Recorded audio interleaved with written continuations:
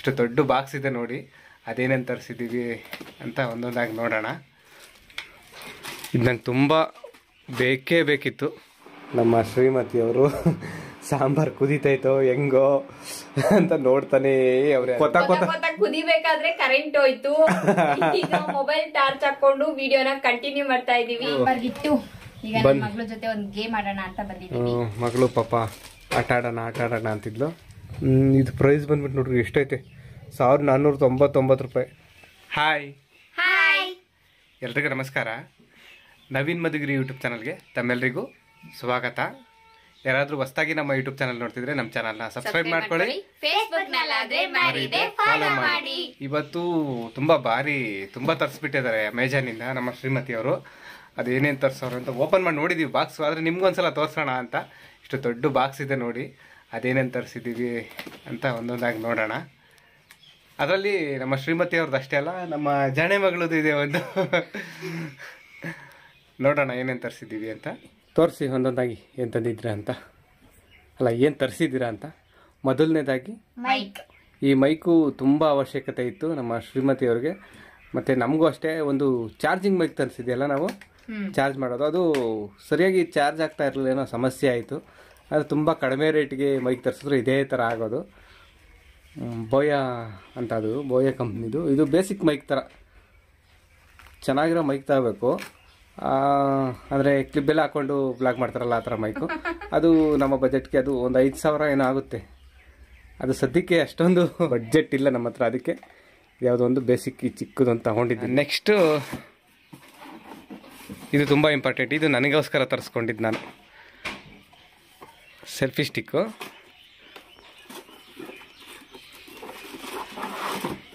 ಚೆನ್ನಾಗಿದೆ selfie stick. ಇದು ಮಾತ್ರ ಇದು ನಂಗೆ ತುಂಬ ಬೇಕೇ ಬೇಕಿತ್ತು, ಅದಕ್ಕೆ ತರಿಸ್ಕೊಂಡೆ. ಈ ಸೆಲ್ಫಿ ಸ್ಟಿಕ್ ಬಂದು ಡಿಜಿಟೆಕ್ ಕಂಪ್ನಿದು, DTR 555SS ಅಂತ ಈ ಮಾಡೆಲ್ ಬಂದು. ನೋಡಿ, ಮುಂಚೆ ನನ್ನ ಹತ್ರ ಒಂದು ಸೆಲ್ಫಿ ಸ್ಟಿಕ್ ಇತ್ತು, ಅದು ಚಿಕ್ಕದು, ಒಂದು 400 ರೂಪಾಯಿ 500 ರೂಪಾಯಿ ತನಕ ಇತ್ತು. ಅದು ಹೊಡೆದೋಯ್ತು, ಬಿದ್ದು. ಒಂದು ಸಲ ಬ್ಲಾಗ್ ಮಾಡ್ಬೇಕಾದ್ರೆ ಮೊಬೈಲ್ಗೇನೂ ಆಗಲಿಲ್ಲ, ಅದಕ್ಕೆ ನಗ್ತೀರ, ಮೊಬೈಲ್ಗೇನೂ ಆಗಿಲ್ಲ ಅಂದರೆ ಅದಕ್ಕೆ ಇದು ತರಿಸಿದ್ವಿ. ಸ್ವಲ್ಪ ಬಂದೋಬಸ್ತ್ ಆಗೈತೆ, 1000 ಚಿಲ್ಲರೆ ಆದರೂ ಪರವಾಗಿಲ್ಲ. ನಾವು ಕೊಟ್ಟಿರೋ ದುಡ್ಡಿಗಿಂತ ಜಾಸ್ತಿನೇ ಚೆನ್ನಾಗೈತೆ. ಇದು ಕ್ವಾಲಿಟಿ ಎಲ್ಲ ಚೆನ್ನಾಗಿದೆ, ತುಂಬ ಯೂಸ್ ಆಗುತ್ತೆ, ಅದಕ್ಕೆ ಇದು ತರಿಸಿದ್ದೀವಿ. ನೆಕ್ಸ್ಟ್ 360 ರೊಟೇಷನ್, 360 ಡಿಗ್ರಿ ರೊಟೇಟ್ ಏನೋ ಒಂಥರ ಅದು. ಇದು ಇದು ಇದು ಬೇಕು, ಇದು ರಿಂಗ್ ಲೈಟ್. ಇದು ರಿಂಗ್ ಲೈಟ್ ನಮ್ಮ ಶ್ರೀಮತಿ. ಇದಾಗಲೇ 3ನೇ ರಿಂಗ್ ಲೈಟ್ ನಾವು ತರಿಸ್ತಿರೋದು.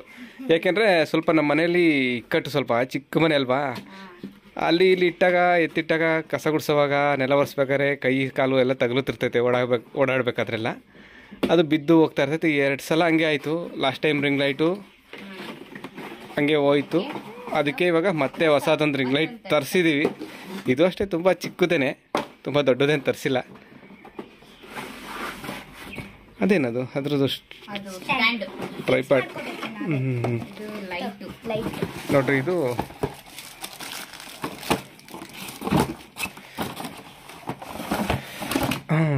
ಹುಷಾರು, ಇದು ಟ್ರೈಪಾಡ್ ಥರ. ಅದಕ್ಕೆ ಮಗಳೇ,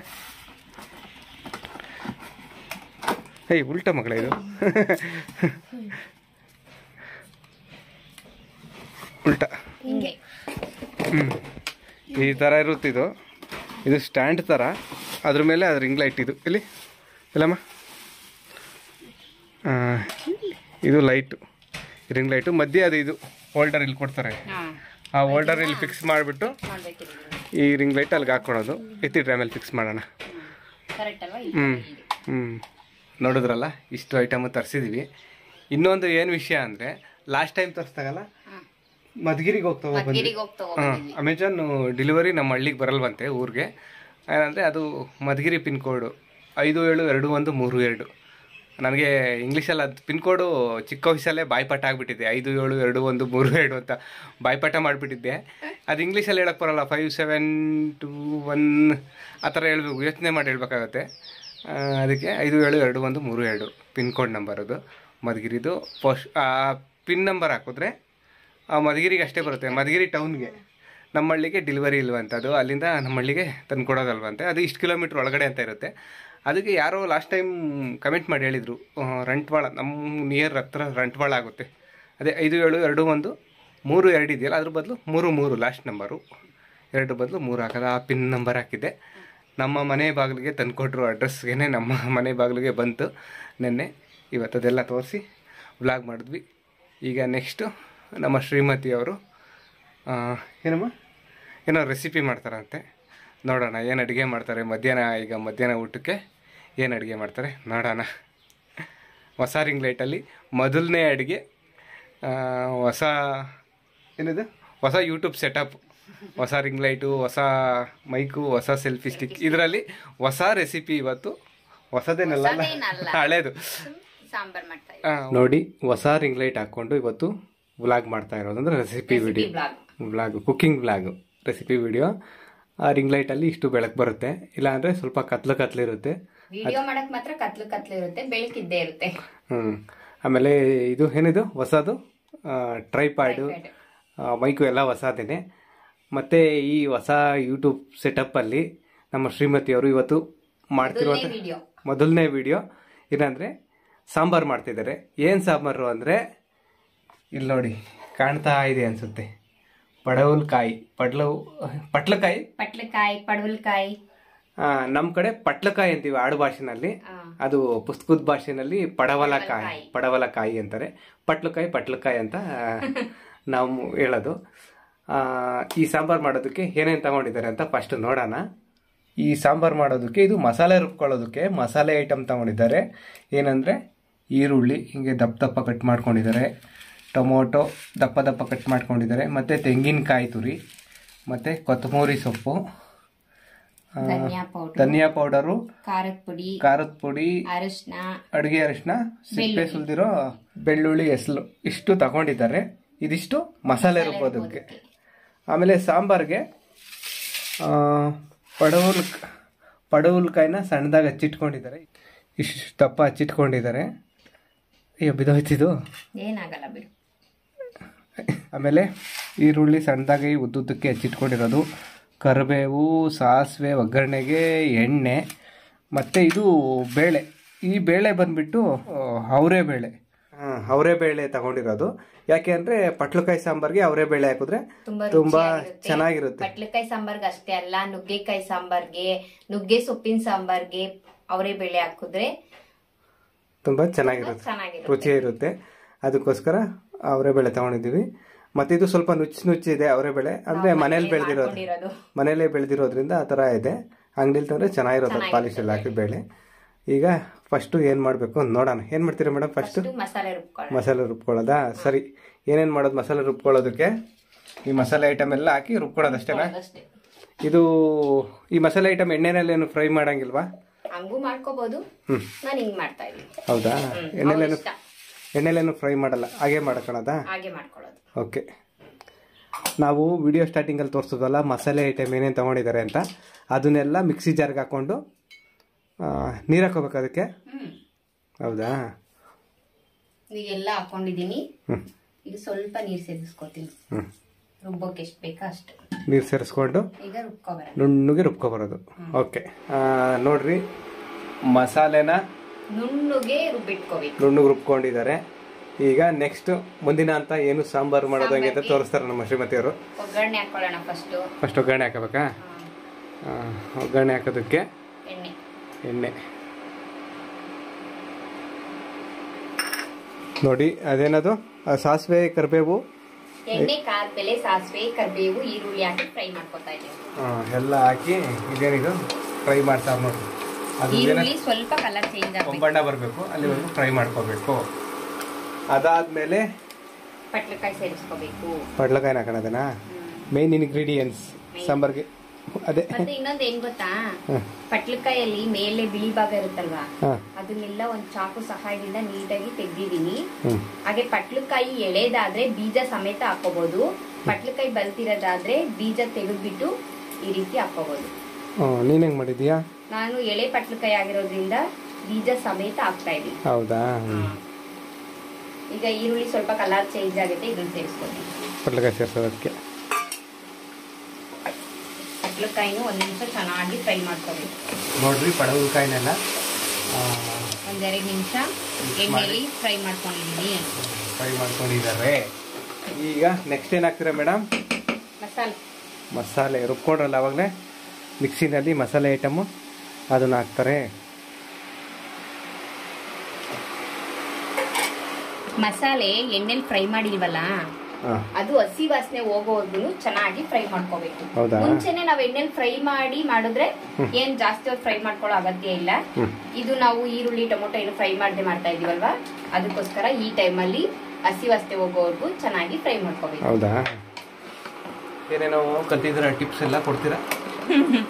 ಮಸಾಲೆ ವಾಸನೆ ಗಮ್ಮಂತ ಸ್ವಲ್ಪ ಸ್ವಲ್ಪ ಆಗ್ಲೇ ಅಂದ್ರೆ ಅದು ಹಸಿ ವಾಸನೆ ಹೋಗ್ತೈತೆ ಅಂತ ಅರ್ಥ.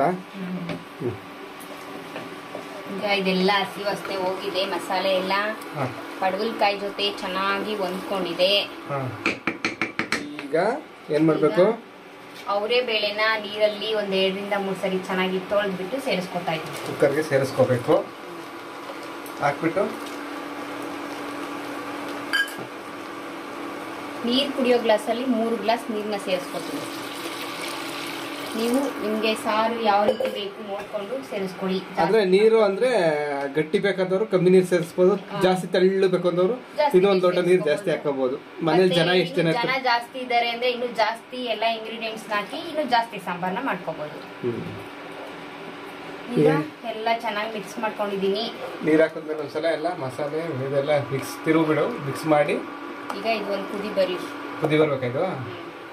ಒಂದು ಕುದಿ ಬಂದ್ಮೇಲೆ ಮಿಕ್ಕಿದ್ದು ನಮ್ಮ ಶ್ರೀಮತಿಯವರು ಸಾಂಬಾರ್ ಕುದೀತೈತೋ ಹೆಂಗೋ ಅಂತ ನೋಡ್ತಾನೆ ಅವ್ರೆ. ಅದನ್ನ ಕುದೀತಾಯ್ತಾ?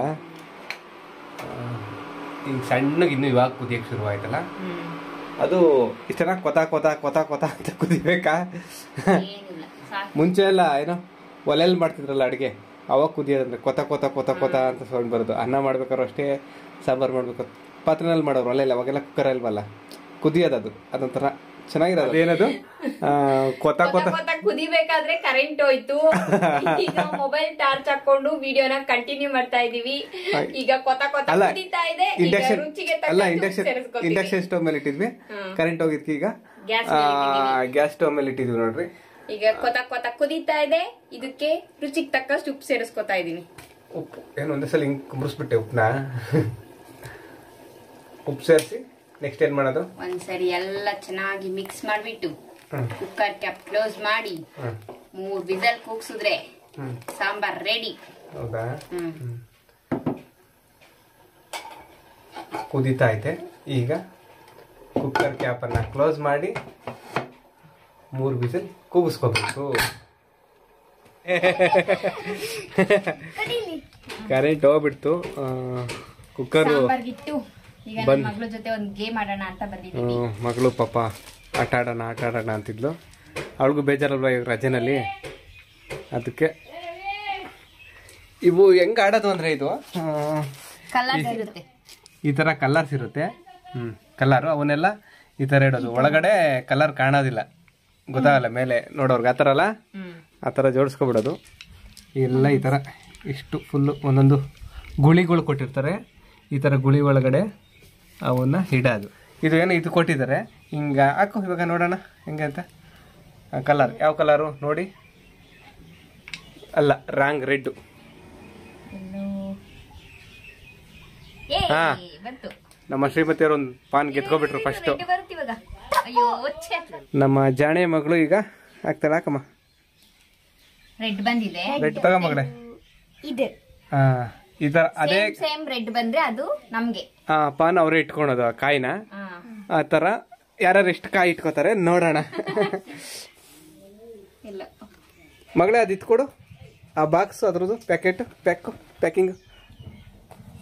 ಆಗಲೇ ಹೇಳಿದ್ನಲ್ಲ, ಇದು ಮೆಮೊರಿ ಚೆಸ್ ಅಂತ ಇದೇನೋ ಗೇಮು. ಈ ಥರ ಇದು ಪ್ರೈಸ್ ಬಂದ್ಬಿಟ್ಟು ನೋಡ್ರಿ ಎಷ್ಟೈತೆ, 1499 ರೂಪಾಯಿ. ಅದೆಷ್ಟಮ್ಮ? 400 ರೂಪಾಯಿ. 399 400 ರೂಪಾಯಿಗೆ ನಮಗೆ ಸಿಕ್ಕಿರೋದು ಆನ್ಲೈನಲ್ಲಿ. ಆದರೆ ಇಲ್ಲೆಲ್ಲ ಟಾಯ್ಸ್ ಅಂಗಡಿಲಿ ಹೊರಗಡೆ ತಗೋತೀವಿ, ಇಷ್ಟೇ ರೇಟ್ ತಗೋತಾರ ಅನ್ನೋ ಗೊತ್ತಿಲ್ಲ. ಟಾಯ್ಸ್ ಇದು ಚೆನ್ನಾಗಿದೆ, ಮೆಮೊರಿ ಚೆಸ್ ಗೇಮ್ ಅಂತ. ಅಂದರೆ ಅದೇ ಈ ಥರ ಪಾನ್ ಹಾಕ್ದಾಗ ಅದೇ ಕಲರ್ ತಗೋಬೇಕು. ಅಲ್ವೇನಮ್ಮ? ಆದ್ರೆ ಇನ್ನೊಂದು ಆ ಕಲರ್ ಬಂದಿಲ್ಲ ಅಂದ್ರೆ ಹಂಗೆ ಇಡ್ತಾರಲ್ಲ, ಅವಾಗ ಅದನ್ನ ನೆನ್ಪಿಟ್ಕೊಂಡಿದ್ರೆ ಬೇಕಾದ್ರೆ ತಗೋಬಹುದು ಮತ್ತೆ ನೆಕ್ಸ್ಟ್ ಟೈಮ್ ಮಾಡಿದಾಗ. ರೆಡ್ ಬಿದ್ದಿದ್ರೆ ರೆಡ್ ಇದ್ರೆ ನೋಡಿ ಎಲ್ಲಿರುತ್ತೆ ಅಂತ ತಗೋಬಹುದು. ನೀನ್ ಇವಾಗೆಲ್ಲ ಎತ್ತಿದ್ದಲ್ವಾ ನಿಮ್ಮ ಅಪ್ಪನ ಜೊತೆ ಮಾತಾಡ್ಕೊಂಡು, ಅದೇ ಮೆಮೊರಿ ಚೆಸ್ ಅಂದ್ರೆ. ನೋಡೋಣ ಅಮ್ಮ ಮಗಳಿಬ್ರು ಆಟದಲ್ಲಿ ಯಾರು ಗೆಲ್ತಾರೆ ನೋಡೋಣ. ಆಗ್ತಾ ಇದಾರೆ ನೋಡು. ಯಾಕೆ ಮಗಳೇ? ಮಗಳೇ ವಿನ್ ಆಗೋದು. ಇಲ್ಲ, ಒಂದ್ ರೌಂಡ್ ಆಟ ಮುಗಿದ ನಂತರ ಒಂದು ಬ್ರೇಕ್ ತಗೊಂಡಿದ್ದಾರೆ ಅಮ್ಮ. ತಗೊಳಮ್ಮ ಬಿಸ್ಕೆಟ್, ಇನ್ನೊಂದೈತೆ ಸಾಕು, ಅದೊಂದೇ ತಿಂತೀರಾ? ಒಂದು ಬ್ರೇಕ್ ತಗೊಂಡಿದ್ದಾರೆ.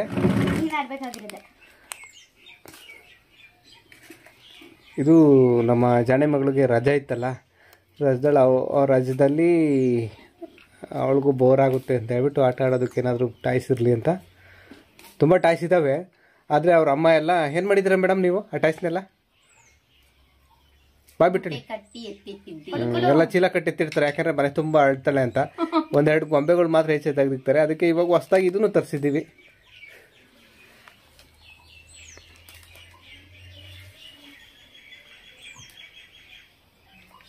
ಬ್ಲ್ಯಾಕ್. ವೆರಿ ಗುಡ್ ಮಗಳೇ. ಎಲ್ಲೋ ವೆರಿ ಗುಡ್ ಮಗಳೇ. ರೆಡ್. ವೆರಿ ಗುಡ್ ಮಗಳೇ. Wow, super. ಏನಿದು ಮೌಸ್ ಮ್ಯಾಜಿಕ್ ಬಿಸ್ಕೆಟ್ ತಿಂದ್ಮೇಲೆ ನನ್ನ ಮಗಳಿಗೆ ಇಷ್ಟೊಂದು ಇದು ಬಂದ್ಬಿಡ್ತು. ನೆನಪಿನ ಶಕ್ತಿ ವೃದ್ಧಿ ಆಗ್ಬಿಡ್ತು. ಬಿಸ್ಕೆಟ್ ತಿಂದಿದ್ದೆಲ್ಲ ಮುಗೀತು. ಈ ಗೇಮಲ್ಲಿ ನಮ್ಮ ಶ್ರೀಮತಿಯವರೇ ಜಾಸ್ತಿ ಪಾನ್ಗಳು ಹೊಡ್ಕೊಂಡವ್ರೆ, ನಮ್ಮ ಜಾಣೆ ಮಗಳು ಸ್ವಲ್ಪ ಕಡಿಮೆ ಇದ್ದಾವೆ. ಆದರೆ ಅಂದರೆ ಈಗ ಇನ್ನೊಂದು ರೌಂಡ್ ಆಡ್ಬೋದು. ನೆಕ್ಸ್ಟ್ ಯಾವ ಥರ ಅಂದರೆ ಹೆಂಗಮ್ಮ ಇವಾಗ ಆಡೋದು? ಕಡಿಮೆ ಯಾರ ಹತ್ರ ಇರುತ್ತೋ ಅಷ್ಟು ಪಾನ್ನ ಜಾಸ್ತಿ ಇರೋರು ತಗೊಂಡು ಆಡ್ಬೋದು. ಈಗ ನಿನ್ನ ಹತ್ರ ಎಷ್ಟು ಪಾನ್ ಇದೆ ಮಗಳೇ? 8. ಕನ್ನಡದಲ್ಲೇ ಎಷ್ಟು ಹೇಳ್ತಾರೆ? 8. ಈಗ ನಿನ್ನ ಹತ್ರ 8, ನೀನು 8 ತಗೊಳೋದು. ಎಷ್ಟಾದ್ರೂ ಇರಲಿ 8 ತಗೊಂಡು ಇಡಬೇಕು. ನೀವು ನಾನು ಎಕ್ಸ್ಟ್ರಾ ಗೆದ್ದಿರವು. ಇದು ಒಂಥರ ಕೇರಮ್ ಅಲ್ಲಿ ಆಡ್ತಾರಲ್ಲ ಆ ಥರ. 5 ಬ್ಲ್ಯಾಕು 5 ವೈಟು ಇರ್ತತೆ ಅಂತ ಆಡ್ತಾರಲ್ಲ ಆ ಥರ ಅಲ್ವಾ? ಮತ್ತೆ ನಾವು ನೋಡ್ಕೊಂಡು ಇಟ್ಕೋತೀವಿ, ನಮ್ಗೆ ಯಾವ್ದು ಬೇಕೋ ಎಲ್ಲಿಗೆ ಬೇಕೋ ಅಲ್ಲಿಗೆ. ಇದು ಮೋಸ ನೋಡ್ಕೊಂಡು ಇಟ್ಕೊಳ್ಳೋದು. ಮಗಳ ನೀನ್ ಇಡಮ್ಮ ಎಲ್ಲ. ಅಮ್ಮ ಮೋಸ ಮಾಡ. ಮಗಳ ನೀನ್ ಇಡಿ, ಎಲ್ಲ ಜೋಡ್ಸು. ನೀನೇ ಜೋಡ್ಸು ಎಲ್ಲ. ಮಗಳೇ ನೀನೇ ಜೋಡ್ಸ್ಕಲ್ಲ. ನನ್ ಮಗಳು ಕಣ್ಣು ಮುಚ್ಕೊಂಡಿರ್ತಾವಳೆ. ಇಲ್ಲ ಆದ್ರೆ ಇನ್ನು ಗೊತ್ತಿಟ್ಕೋತೀಯ, ರೆಡ್ ಗ್ರೀನು ಎಲ್ಲೋ ಬ್ಲೂ ಅಂತ. ಆದ್ರೆ ಕಣ್ಣು ಮುಚ್ಕೊಂಡು ಇಟ್ಬಿಟ್ರೆ ನನ್ ಮಗಳು. ನಾನೇ ರೆಡ್ ಗೆದ್ಕೊಂಡಲ್ಲ, ಗ್ರೀನ್.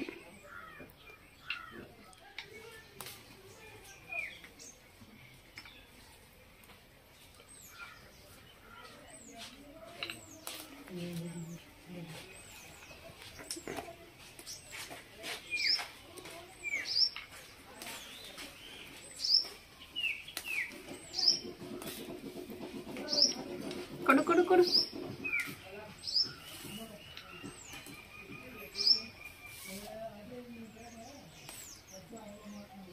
ಅಮ್ಮ ಮಗಳು ಗೇಮ್ ಆಡಿ ಮುಗಿಸೋದ್ರೊಳಗೆ ಕರೆಂಟ್ ಬಂತು. ಕುಕ್ಕರು ವಿಸಲ್ ಹೊಡೆದು ಏರು ಹೋಗಿತ್ತು. ಎಷ್ಟು ವಿಸಲ್? 2 3 ವಿಸಲ್. ಕುಕ್ಕರ್ 3 ವಿಸಲ್ ಬಂದು ಆಫ್ ಮಾಡಿ ಆಮೇಲೆ ಏರು ಹೋಗಿತ್ತು ಅದೆಲ್ಲ. ಈಗ ಸಾಂಬಾರು ಹೆಂಗಾಗಿದೆ ಅಂತ ನೋಡುವಂಥ ಸಮಯ. ಕುಕ್ಕರಲ್ಲಿ ಸಾಂಬಾರು ಏನು ಸಖತ್ತಾಗಿ ಕಲರ್ಫುಲ್ಲಾಗಿ ಕಾಣ್ತಾ ಇದೆ ನೋಡೋಕ್ಕೇನೋ. ಸೌಟಾಕಿ ತಿರುಗಿದ್ರೆ ಸಖತ್ತಾಗೈತೆ. ಒಳ್ಳೆ ದೋಸೆ ಜೊತೆ ತಿನ್ಬೋದು, ಚಪಾತಿ ಅದ್ರ ಜೊತೆ ತಿನ್ಬೋದು. ಆ ಥರ ಐತೆ ಮುದ್ದೆ.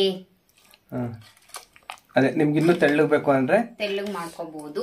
ಅಲ್ಲ, ಮುಂಚೆನೇ ಅವಾಗ ನೀರು ಹಾಕೊಂಡು ಇನ್ನೂ ತೆಳ್ಳಗೆ ಮಾಡ್ಕೋಬೋದು. ನಮ್ಮನೆ ಸ್ವಲ್ಪ ಗಟ್ಟಿಗೆ ಸಾಕಿರ್ಲಿ ಚೆನ್ನಾಗಿರುತ್ತೆ ಅಂತ ಗಟ್ಟಿ ಮಾಡಿದ್ದಲ್ಲ. ಈ ಸಾಂಬಾರು ಗಟ್ಟಿ ಇದ್ರೆ ಚೆನ್ನಾಗಿರುತ್ತೆ, ತೆಳ್ಳಗಿದ್ರೆ ಚೆನ್ನಾಗಿರಲ್ಲ.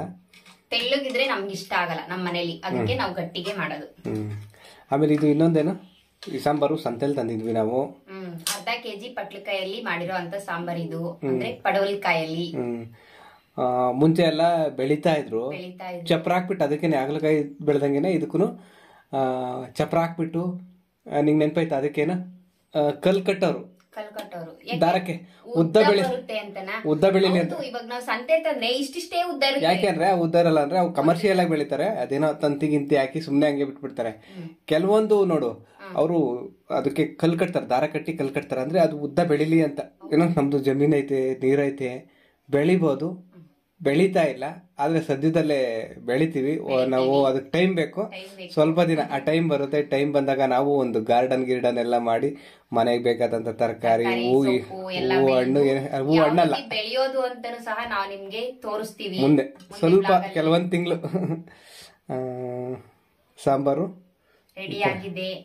ಈಗ ಬಿಸಿ ಬಿಸಿ ರಾಗಿ ಮುದ್ದೆ ಮಾಡ್ಕೊಂಡು ಊಟ ಮಾಡಬೇಕು. ಪಟ್ಲಕಾಯಿ ಸಾಂಬಾರು ಮಾಡೋದು ಹೇಗೆ ಅಂತ ನಮ್ಮ ಶ್ರೀಮತಿ ಅವ್ರು ತೋರಿಸ್ಕೊಟ್ರು. ಆಮೇಲೆ ಇನ್ನೊಂದು, ಈ ಸಾಂಬಾರ್ ಜೊತೆ ನಾವು ಮುದ್ದೆನೂ ಮಾಡಬೇಕು, ರಾಗಿ ಮುದ್ದೆ ಮಾಡ್ತೀವಿ, ಆದ್ರೆ ವಿಡಿಯೋ ಮಾಡಬೇಕು, ವ್ಲಾಗ್ ಮಾಡಬೇಕು ಅಂತ ಅಂದ್ಕೊಂಡಿದ್ವಿ. ಯಾರೋ ಕಮೆಂಟ್ ಮಾಡಿ ಕೇಳಿದ್ರು, ನಿಮ್ಮ ಮನೆ ಮುದ್ದೆ ಏನದು ಗುಂಡುಗೆ ಚೆನ್ನಾಗಿರುತ್ತೆ, ನೋಡ್ತಾ ಇದ್ರೆ ತಿನ್ಬೇಕು ಅನ್ಸುತ್ತೆ, ಅಳತೆ ಸಮೇತ ಹೆಂಗೆ ಮಾಡೋದು ಮುದ್ದೆ ಅಂತ ತೋರಿಸ್ಕೊಡಿ ಅಂತ ಕೇಳಿದ್ರು. ನೆಕ್ಸ್ಟ್ ಬ್ಲಾಗಲ್ಲಿ ಅದನ್ನ ತೋರಿಸ್ತೀವಿ. ಅಂದ್ರೆ ಈಗ ಹಗಲೆಲ್ಲ ಕರೆಂಟ್ ಹೋಗಿ ಬರ್ತಾ ಇದೆ ಸ್ವಲ್ಪ, ಅದಕ್ಕೆ ಮತ್ತೆ ಕರೆಂಟ್ ಹೋಗಿ ಬಂದ್ರೆ ಅದು ಬ್ಲಾಗ್ ಮಾಡೋದಕ್ಕೆಲ್ಲ ಚೆನ್ನಾಗಿರೋದಿಲ್ಲ, ಬ್ಲಾಗ್ ಮಾಡೋದಕ್ಕೆ ಬೆಳಕಿರಬೇಕು. ಅದಕ್ಕೋಸ್ಕರ ನೆಕ್ಸ್ಟ್ ವಿಡಿಯೋದಲ್ಲಿ ತೋರಿಸ್ತೀವಿ ಮುದ್ದೆ ಮಾಡೋದೆಲ್ಲ ಅಳತೆ ಸಮೇತ ಹೆಂಗೆ ಅಂತ. ಸದ್ಯಕ್ಕೆ ಇವತ್ತಿನ ಬ್ಲಾಗ್ನ ಇಲ್ಲಿಗೆ ಮುಗಿಸ್ತಿದ್ದೀವಿ. ಮತ್ತೊಂದು ಬ್ಲಾಗ್ ಅಲ್ಲಿ ಮತ್ತೆ ಸಿಗ್ತೀವಿ. ಯಾರಾದ್ರೂ ನಮ್ಮ ಯೂಟ್ಯೂಬ್ ಚಾನಲ್ ನ ಹೊಸದಾಗಿ ನೋಡ್ತಾ ಸಬ್ಸ್ಕ್ರೈಬ್ ಮಾಡ್ಕೊಳ್ಳಿ. ಫೇಸ್ಬುಕ್ ನಲ್ಲಾದ್ರೆ ಫಾಲೋ ಮಾಡಿ. ಬಾಯ್. ಎಲ್ರಿಗೂ ಒಳ್ಳೇದಾಗ್ಲಿ. ಧನ್ಯವಾದ.